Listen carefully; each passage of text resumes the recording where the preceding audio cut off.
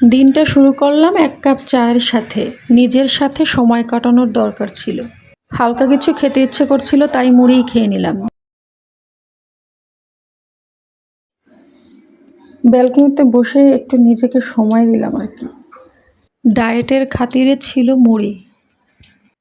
আসলে অনেকে ভাবেন যে ডায়েট করলে ভাত খাওয়া যাবে না, মুড়ি খাওয়া যাবে না।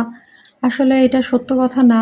খেতে পারবেন আপনি সবই, কিন্তু একটা পরিমাণ আছে, পরিমাণ মতো আপনাকে খেতে হবে।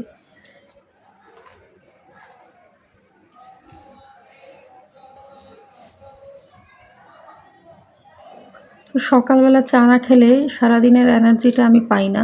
তো চা খেলে আমার সব এনার্জি চলে আসে।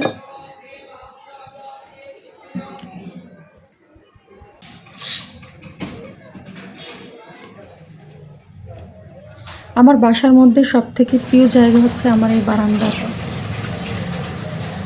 এখানে বসে এক কাপ চা খাই আর প্রাকৃতিক দৃশ্যগুলো আমি দেখি, সত্যি অসাধারণ লাগে। চা খেতে খেতে তারপর চোখ পড়লো আমার ছোট গার্ডেনের সবুজ গাছপালার উপর। মনটা সত্যি শান্ত হয়ে গেল। সবুজ মানেই শান্তি। জীবনের অনেক কিছু শেখার আছে গাছগুলোকে দেখে।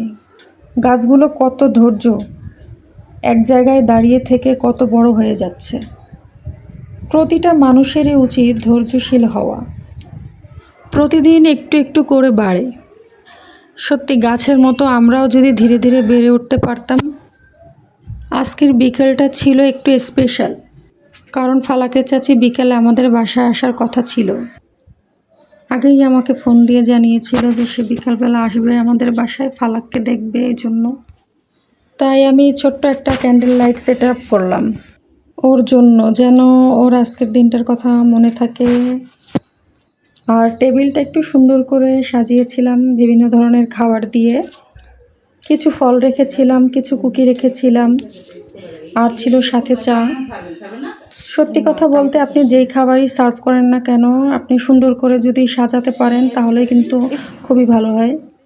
তো এখানে আমরা চা খাচ্ছিলাম আর গল্প করছিলাম, মজার মজার অনেক কথা বলতেছিলাম এখানে বসে। আসলে সত্যি কথা বলতে বিকালটা অনেক সুন্দর কেটেছে আমাদের।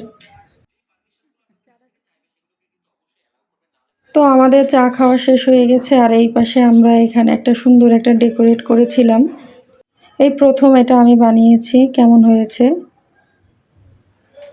তো এখানে কিছু ভিডিও করে নিচ্ছিলাম। আসলে আজকের বিকালটা সত্যি অনেক সুন্দর কেটেছে আমাদের।